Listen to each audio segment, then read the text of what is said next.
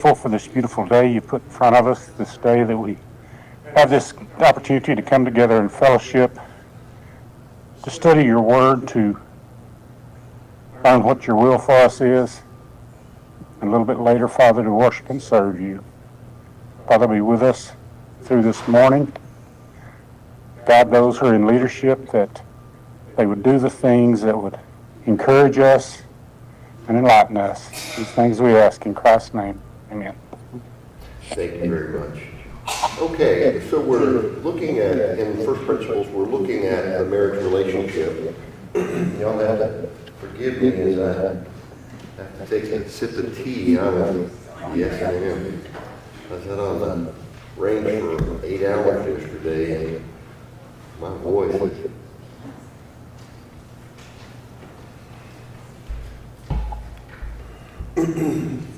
Okay, so we're looking at the marriage relationship. We're looking at God's Word, His guidance, with regard to it. And, you know, what we have in the book and the study, of course, is a simple statement, typically, and then the passages that the statement points to. And as we go through this, we go into some more discussion. We go into much deeper discussion. You know, wisdom involves the application of facts of knowledge. That's what wisdom is. And depending on the situation, circumstances, you know, that's going to determine the wise course of action, the wise way to think, the wise way to speak, and the wise way to act. And so you'll be hearing my thoughts on this and your thoughts on these things as we go through this discussion. And none of us are born with that wisdom. Some of us may have been fortunate, I don't like to use the word fortunate, maybe have been blessed with wonderful parents, good parents who just exemplify godly principle and godly wisdom. And so you were learning what's involved in this relationship since perhaps the time you were born. And that's wonderful. That's wonderful. And you were very blessed, and I hope that you have consistently held to the principle and exercised the wisdom. And if you did, you were a blessing in your marriage.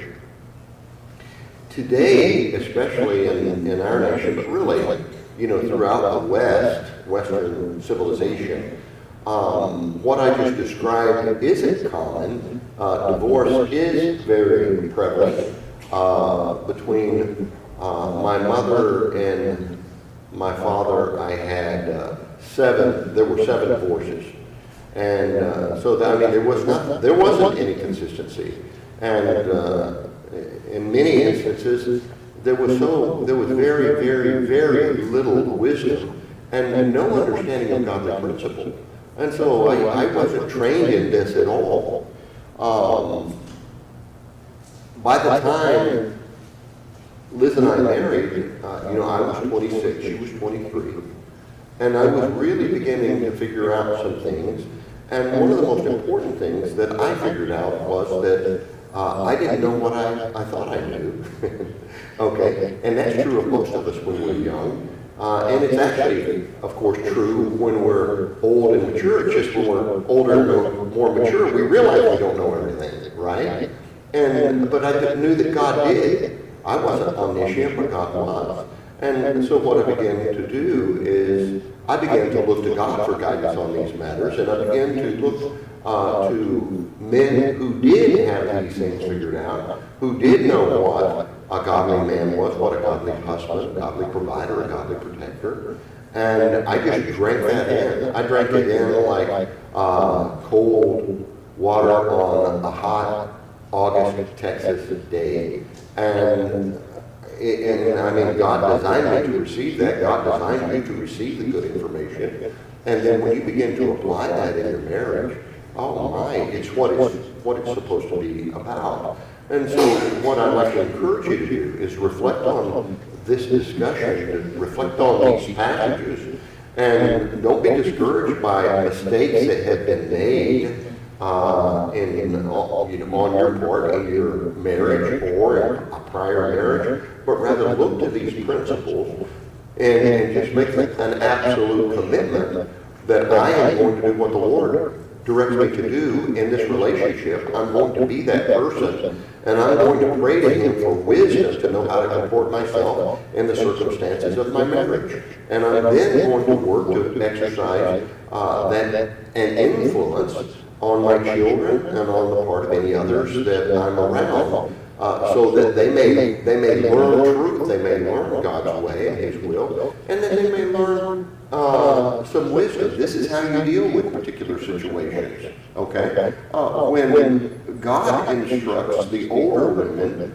to teach the younger women how to love their husbands and how to love their children, He's not saying there that you simply need to recite the passages relating to that to them. He's talking about you need to not only do that, but bless them with the wisdom related to the application of those passages in their relationship with their husband and their children, okay? So, if you reflect on your life and you know what, I didn't do a very good job. It's not, when I say it's okay, I'm just saying, don't allow that burden to interfere with the good that you can do today with regard to your spouse, if you still have one, or in influencing your children. And there are some of the greatest, listen folks, you know this, there's some of the greatest and most received lessons we learn in life. We do so from our mistakes, our failures that we have learned from. And so if anyone ever comes back on you and says, well, who are you to talk to me? Look at the mess that you made of your relationship. Or, who are you to talk to me? Look at the mistakes that you made with regard to being a parent. No, you need to, don't allow Satan to use your mistakes to deflect your influence and your godly wisdom from those that need it. I mean, yes, I made mistakes, and I learned from those mistakes. And you need to listen to me so that you can avoid making those same mistakes. Don't be foolish, be wise, listen to what I have to say.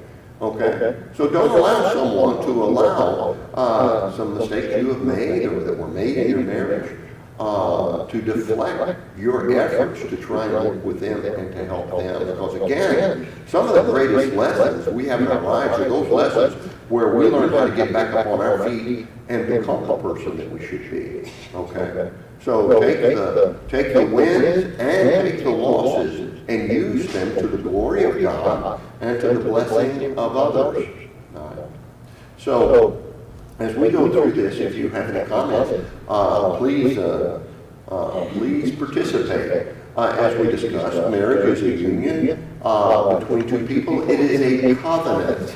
Okay? This is not like the covenant that we have with God. The covenant we live under with God is a unilateral declaration on the part of God.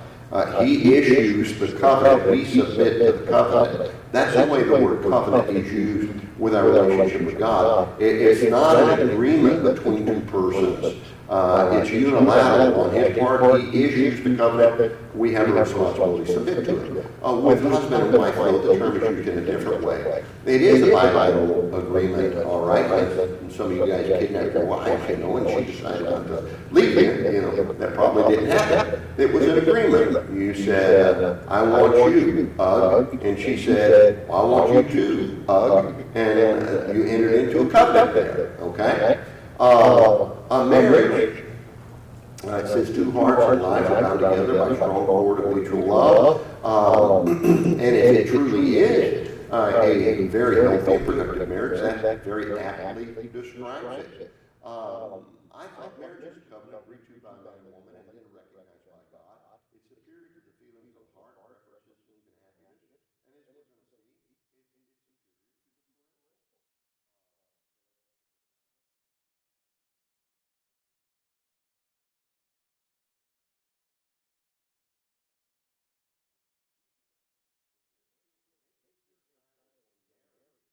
are literally giving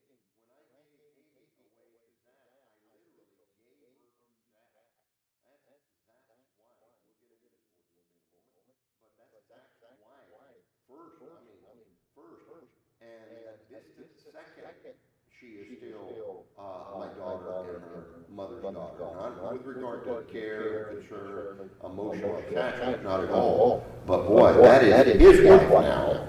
And then our daughter, and we'll talk about what that requires or implies here in a moment.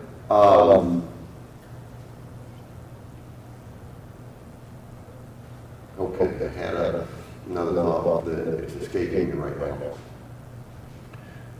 Maybe it'll come to me in a moment. Okay. Oh, well, yeah, it just came to me. Isn't it funny how that happened? As soon as you quit thinking about it, you relax. There it is. Okay. Then God said, it is not good that man and woman should be alone. I'll make him a helper fit for him. Now, very quickly, let's just go ahead and touch on this, because this is much more important, and it too often is given no consideration at all. Were Adam and Eve husband and wife?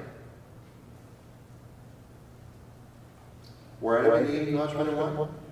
Yeah, of course they were. Of course they were. Well, where was the preacher? Have you ever thought about that? Where was the license? And I'm not talking about God's license.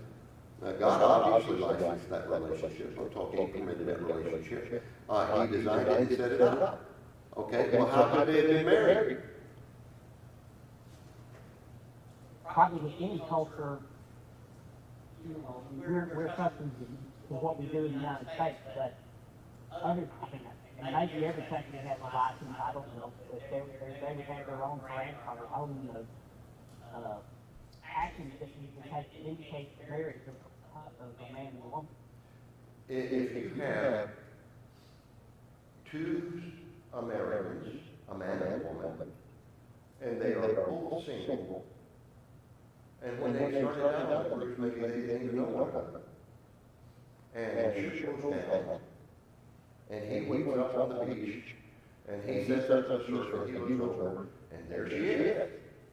And there's nothing there other than just, responsible concern for another person. He goes over and he checks on her, and she comes to, and he helps her out of the surf and sand, into the shade of the palm tree, and he begins looking for some clean water for them to drink. He begins to provide for her, and they're both 22, 23 years old, and boy, surprise, in a pretty short time, especially with that incredible mutual dependency upon one another, interdependency, affection is going to spring up pretty quick.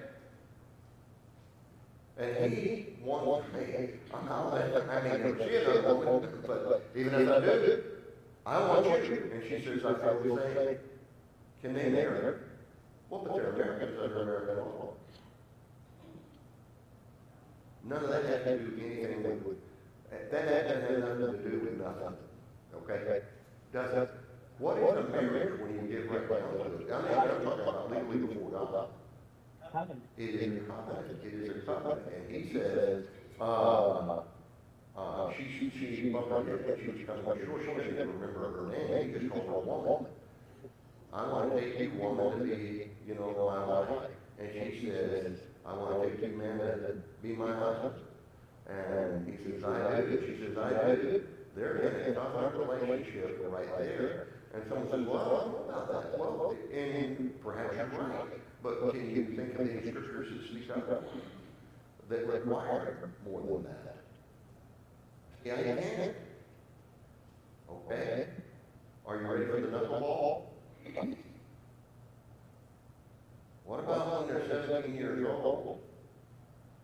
Now listen, this is much more serious than we give it credence. We just kind of roll this all off and just trip on through life. What did she say? She's 17 years old, attending Bond High School. And she says, Frank is my man. I am faithful to Frank. And Frank says, Susie, or Sally, Sally, that's my mom. What would you call that? What would you call that? I can't call that covenant. And guess what? If Frank goes and sees, now this is, he's with Sally, he goes and sees Susie, he starts thinking around, and he's seeing Susie. How's Sally going to think about that? Boy, folks, I'm just planting the seed here. You take that and give it serious thought. What is happening and what we're allowing to happen with our kids. And, Sally is my little girl, and I just go comfort. It's okay, there'll be other friends, because that's what we say. Well, there'll be other boyfriends. It's okay. Well, what we did though is I very foolishly allowed my little Sally to enter into a covenant relationship with a man. And someone said, and listen, it was never, they never became one flesh. And someone says, well, then they were never married. Really? Is that right? So when I gave Katie away, and she was asked by Zach if she would be his wife, and she said, yes, I do. And she asked Zach to be my husband, and he says, yes, I will. They weren't really married until they became one flesh later, right? They weren't really married right there. No, of course they were. I mean, I'm just going, of course they were. They were in a covenant relationship from that moment. That was husband and wife. What if something had happened on the way, on their way away from the vineyard, and they had a terrible car wreck, and that had been comatose for the last 8 years. Well, they were never married. No, they weren't. And believe me, I know my daughter, man, she would have. She would have been married, and she would have cherished and been taking care of her husband. That's her husband. Why? Because they were in a covenant relationship. We need to be very, very thoughtful and considerate of these things, because we're allowing things to happen in our culture, and we're not being really considerate of what's taking place there. We're allowing covenants to occur that are serious covenants, and then they're blown off again, and then again, and then again, and then again. And for all practical purposes, I know this is, maybe you've never thought about that before. I didn't hear you think about it. Maybe by the time they get 22, 23, 24 years old, and they have followed the typical American pattern, they've been married 5 or 6 times. And they've gone through 5 or 6 divorces with all the emotional baggage associated with that. But now they're going to get married. Really? Wow. What have they allowed to happen? I encourage you to give some serious thought to this. Like I said, I just immersed myself in this because I didn't know any of it. That's exactly how I was raised. Wow, she's cute. Go get her, son. No kidding. I mean, just a completely horribly trained person, and with no counsel whatsoever with my dad. My mother was already gone, but with my dad, okay. And there was no counsel coming from my from the local churches that I was attending. I mean, no one discussed this stuff. And because of that, we should concentrate in these young lives. Okay? Yes, ma'am. So I'm confused as to what you are saying is a covenant relationship if a boy and a girl, if they go out on a date, or they're dating, that becomes a covenant? No. Well, I mean, exactly what I said. When somebody goes out on a date, they don't look at one another and go, that's my woman, and she says, I am, that's my man. So when When they enter into a covenant, When they enter into a covenant, when I came up here and visited with you and preached for you the first time, did we enter into a covenant? We had an agreement, not a covenant as in the sense of I'm now your minister. That'd be rather presumptuous of me, wouldn't it? No, I came up and there were agreements, like you could come up, and I agreed to come up, so there was agreement there. But as far as me being, with you and one of your members as part of this congregation, that didn't happen until that we pursued that discussion. So, in the state of Texas, I don't know if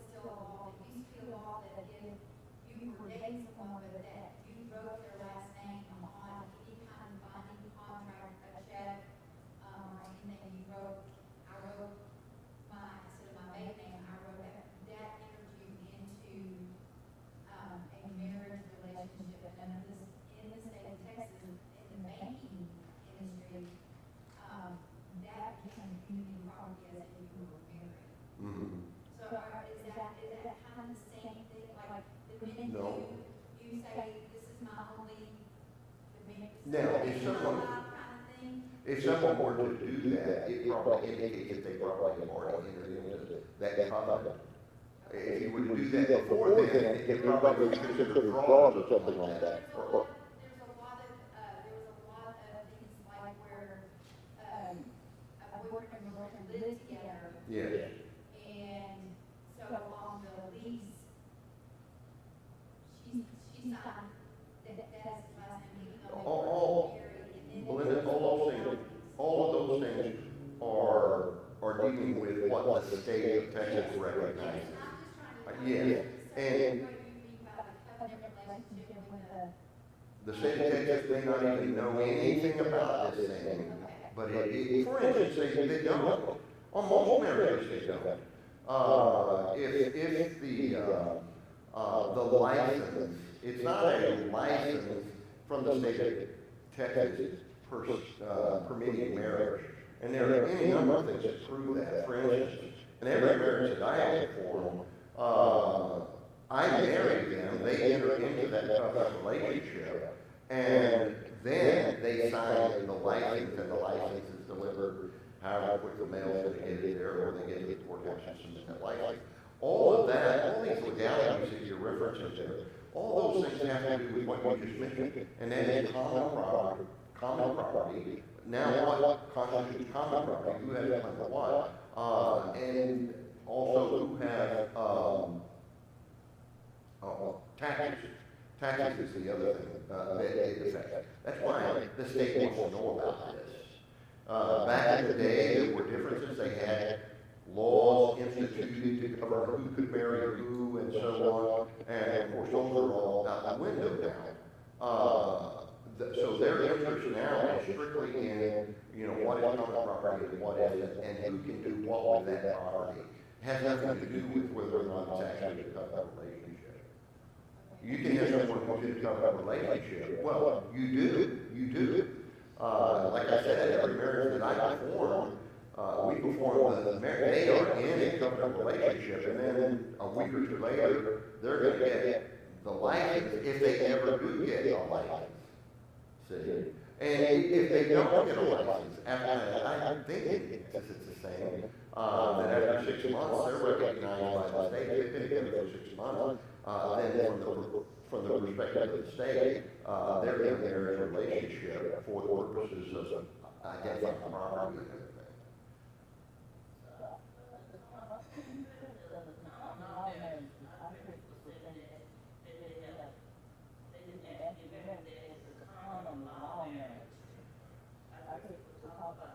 Well, and common law is just merely identifying, it's a marriage. It's a marriage. From the perspective of the state, and they use that phraseology along with others to simply identify that this is how this marriage came together, as opposed to someone who married and sent in the license and everything. Yeah, but here, in all, these are good questions, we don't misunderstand. These have nothing to do with a couple being in a covenant relationship. What if the state doesn't recognize that? So what? They're in that, they entered into a covenant before God. Okay? It doesn't mean we say, before God and, well, in the scenario that I described earlier, where you have two on the deserted island, who's the witness? There is no witness, and there doesn't need to be a witness. They're in a relationship with one another. They live there as husband and wife for 20 years. They're not involved in fornication or anything like that. That is a perfectly morally lawful relationship. Though no state, no nation, or no witness is recognized for no witnesses present in the God. Yes, Mr. Cole. Is that it? Okay, yeah. You see, and just so, when we look at these things, and we say, well, they've been together for 14 years, though they've never married. Yes, they have. Yes, they have. He has a responsibility of her as a wife, just because he didn't choose to go before the minister and do it in a church building and do it or down at the courthouse, doesn't mean that he doesn't have responsibilities to her as a husband.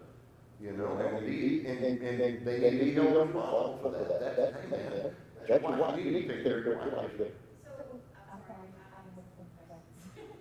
So how do you suggest the dating relationship, how does that work? I know that in different cultures, the girl is not allowed to go with the boy in any circumstances until they're married, without the parent.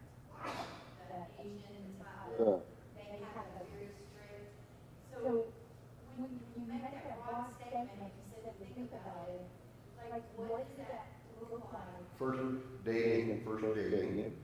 And let's just assume a very, very proper association, okay? It's just kind of, because it most certainly is possible.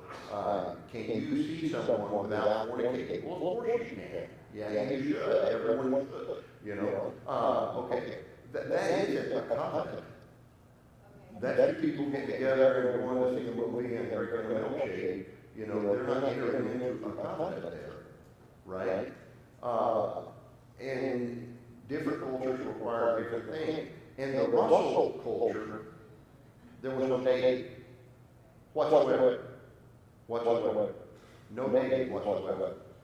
What there was certainly contact with everyone. I mean, they Skype, talk on the phone, and it began to form affection, you know, an appreciation, a value for one another.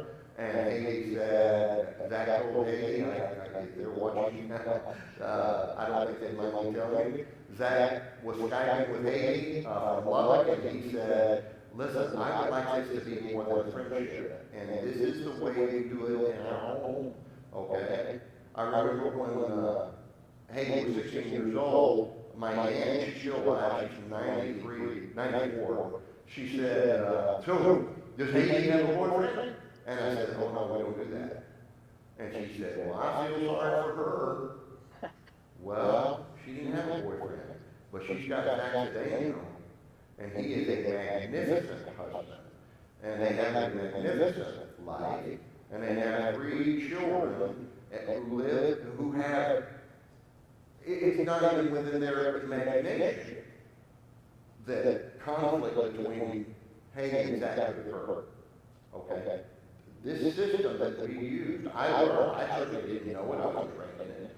I learned it, it's certainly not what I thought when I was a teenager at all. And man, what it did though, is I was not going to give some foolish, stupid, untrained little Tom Russell access to my daughter's heart to rip them and tear them until eventually at 24, 25 they married someone. I wasn't going to allow that, and it did not happen.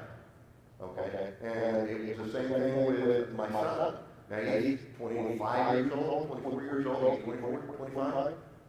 24, okay, he's 24 years old. And so I don't jump into his business because he's a young man now. But I can tell you that I did when he was a kid. We just were not allowed, because we, from my perspective, now if you choose and you think differently, that's your family. I'm talking about the culture within my family, what we did. Is I just wasn't going to, I didn't want my son out there tearing the heart out of these little girls, okay? And I didn't want the same thing done to me. And I still felt that way about my daughters. And so the way that it happens in my family is that no one has access to one of my children. Now, both Mackenzie and Ethan are grown now, so it's, and Mackenzie's not in my home now. She's living in North Virginia. But they didn't see anyone, they didn't pursue anything romantically with someone without my permission. And someone says, well, that's what you think. No, I can tell you with absolutely certainty, that's absolutely what I know, and that's the way that it was. That's the way that it was. And because of that, they weren't confident. The very idea of one of my daughters laying her beautiful head on a pillow at night crying over some silly boy at 16 years old who just ripped her heart out. No way in the world. I found nothing constructive in that whatsoever. Okay? You don't have to have broken emotional training in order to find a happy, healthy marriage. No, it seems like that would be kind of counterintuitive. All right? So that's the way that we did it. And so, okay, to go back, I don't think that you would be willing to do what my dad wants you to do. And he said, I absolutely would. And so, well, that's what she told me, Dad, Zach would like to come and visit with you this weekend. You know? So he did, and we sat down on the front porch, and I told him what he would have to be in order to be able to court my daughter. Okay? He would have to be, I'd have to see, I'd have to see that he was a strong man of God. And if he wasn't, then don't stop. You know, if you want me to lead you to be that man, I can sure do that, I'd be happy to. But don't come knocking the door. Go ahead and say that my daughter will do a good job of God. And I'm a serious man of God. He's going to need to be able to possess or exercise the wisdom in order to lead her in the Lord. Okay? Listen, guys, before I was 16 years old, I had gone through 7 divorces. Okay? I'd gone through all that stinking mess. You think I want that for my children? I was not going to be that way for my children. All right? And then he would have to be able to provide for her. Number 3, there are 4 criteria. He'd have to be able to provide for her from the get-go. Okay, there was not going to be any of this stuff. Well, we're going to make it on grilled cheese sandwiches and Spam for the first 5 years of our marriage. And all the, think of the pressure that puts on you. How are we going to make it? We're just going to be 30%. We weren't going to have that. And then number 4, and you folks know me by now well enough to know how I think about this, he had to be able to crushingly protect her. Anybody messes with his wife, he would deal with it. And guess what? I just so happen I can teach him how to do that as well. And you know what Zach did? We had 2 other young men come back for a porch, and they were rejected instantly. There was no real interest in being with that man at all. They had just met, hey, but not, I mean, obviously nothing serious, no romance built or anything like that. And they didn't come back, and they would have been allowed to come back because the seriousness, the maturity simply wasn't there. And that drank what I had to say like a thirsty man on a hot day. And he just began to worship himself, being the God man. And he already was, understand. He lived with his grandparents, he was raised by his grandparents, and they loved him for the Lord. So he was on his way. And then he came to me one time and he said, I would like to marry your daughter. And so that began the courtship. And they said, the courtship was 9 months. And in courtship, this is us. People do whatever they're going to do with their kids. This was us. The courtship was a period of intense consideration on our part with no promise at the end. And if at any point I saw that he wasn't the man who would love to share his daughter the rest of his life, if he wasn't the man who would give his life for my daughter and grandchildren, I would have said no, and he would have said no, and it wouldn't have happened. Someone says, well, that's just hard. Well, he didn't think so. That's the kind of man he wanted to be. And what did she get? She got this magnificent young man. I mean, I share it. He adores his brother-in-law. I adore my son-in-law. He is a wonderful man. Okay, and that's what this will produce. Just think about it. All I'm doing is plan C. This is the way we did it. We've only got 1 marriage so far, But it sets a pretty high standard for the other 2. Now they know. I mean, you can talk to my son. He can sit down and visit with you. What he wanted, what he wanted in marriage, and he's going to describe something that is so beautiful and so life-lasting I ain't never had that conversation. Nobody ever said that to me. I never had a brother in Christ when I was a teenager. A mature older brother in Christ sit down and say, what kind of man do you want to be? What kind of husband do you want to be? I never had one say anything like that. Oh, and obviously nobody in my family because they didn't have a clue, right? This is where faith, security, and wisdom comes from. This is where you older men who have been married to these lovely women forever, you need to be prepared to tell them this is how you do it. This is what it means to love our issues in your own flesh. Okay? This is how you keep your eyes where they're supposed to be on your wife. This is how you do that.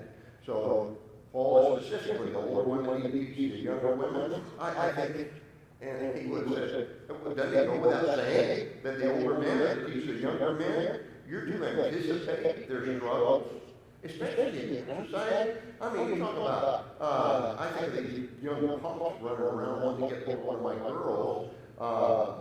Boy, you think that these women today, these girls don't think anything like they did 60 years ago.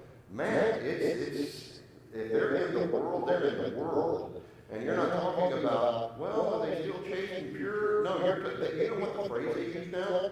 Body counts. Have you ever heard that? Body counts, that's how many boys that they have been with. Oh, yes. Oh, yes. And that's you got your sons and your grandsons, you got these beautiful, I mean, so handsome sons and grandsons running around out there. I'm telling you, there are girls that are chasing them like boys used to chase girls. Oh, it really is. It really is, just like that. And so you need to think about these young men and anticipating that they're going to be tempted like that. So they get 16, they get 14, 15, 16, 17 years old, and the testosterone is just driving them crazy. They're on fire. I'm going to be direct with you here. We're all a bunch of adults in here. We need to be watching out for our young men. We need to be asking them, how you doing? Are you keeping the faith? Are you dealing with, how you dealing with the lust of the flesh? You know how desperately, I bet I speak to every man in this room, how desperately did you need to hear that kind of those questions and the associated encouraging challenge when you were a young man? Anybody, did any of the older men ever come to you, young man, and have discussions with you like that? They did. Good. Anybody else? Think about how shameful that is. We've got one man in our assembly in this Bible class who had an older man or older woman say, hey, are you keeping the faith? Are you treating that young lady like a young lady, like a daughter of God? She's your sister in Christ. Do you love her like your sister in Christ? Are you doing that? Man, or we just kind of leave it, we think the world's going to take care of them. The world's going to keep them alive. We know better. We need to be speaking up, getting into their business. Getting into their business. We have one wonderful young man who's serving as our youth minister. He's learned all this stuff too, because he wasn't raised on all that. But boy, he very tactfully is aware of these things and working to build these young people up so that they recognize the nation when they ignore themselves. Now listen, this morning you heard a lot of opinion, and granted, it is, and it's up to you to determine whether you think it's wise or wisdom, but I tell you, if there was some way for me to go back, and for me to have been trained in what I just described to you, and to be at 15, 16, and 17 years old, that fine to be the young man he was, that he is, what I would give to be able to do that. But there was no counsel, there was no guidance, there was no example whatsoever. Okay, that's what you where, I'll do it. We go a quarter hour, don't we? I'm sorry, I saw a door open and you triggered me. We were done. Okay, so my apologies. Okay, so listen, that's how we do it. I'm not saying that if you did it differently or you're doing it differently, you're going to fail. Not saying that at all. As you've heard me say before, I always use the number 34. There are 34 different ways to do something, and you just got to pick one, and this is the way that we chose, and it worked out really well. Okay? And it doesn't mean, I mean, people with criminal age, it doesn't mean you can't exercise perfect wisdom and bring people up.